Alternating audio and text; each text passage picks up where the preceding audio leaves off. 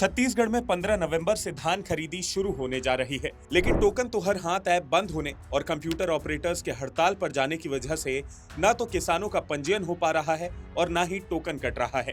धान बेचने के लिए किसानों को पहले एग्री स्टैक पोर्टल पर पंजीयन करना होता है और फिर टोकन तुहर हाथ ऐप से टोकन लेना होता है, लेकिन इस वक्त दोनों ही सिस्टम ठप पड़े हुए हैं। किसानों का कहना है कि लॉगिन करने पर ऐप में टोकन पंजीयन फिलहाल बंद है लिखा हुआ आ रहा है।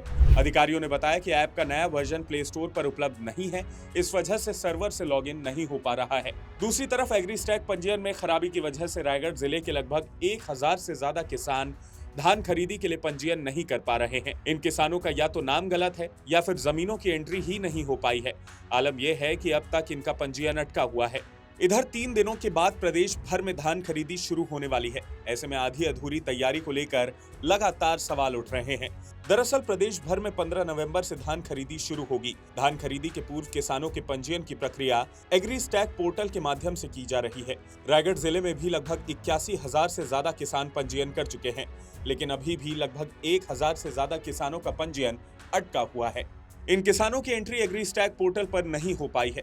खास बात यह है कि जिन किसानों की पोर्टल में एंट्री होगी उन्हें ही धान खरीदी के लिए मान्य किया जाएगा। ऐसे में किसान धान खरीदी को लेकर परेशान हैं। दूसरी तरफ मामला सामने आने के बाद कांग्रेस अव्यवस्था पर लगातार सवाल उठा रही है।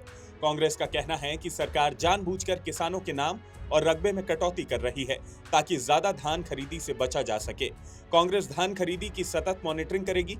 अगर किसानों का पंजीयन नहीं होता है तो कांग्रेस आगे आंदोलन करेगी।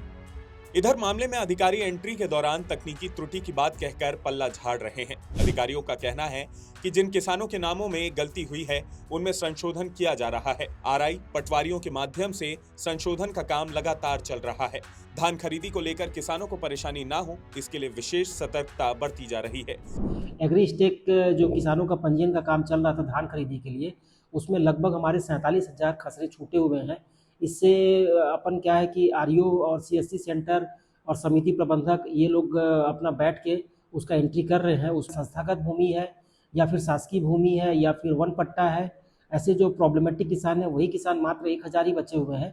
उनका भी जहां संभवतः ये है कि फिजिकल वेरिफिकेशन करके धान खरीदी उनका भी किया जाएगा। अब देखना होगा कि प्रशासन इन खामियों को आखिर कब तक दूर करता है और इन किसानों को कैसे इस प्रॉब्लम से राहत मिलती है। पूरे मामले को लेकर आपकी क्या राय है, कमेंट में आप जरूर बताएं। इसके साथ ही इस वीडियो को ज्यादा से ज्यादा लाइक और शेयर करें और IBC 24 डिजिटल को जरूर सब्सक्राइब कर लें। नमस्कार।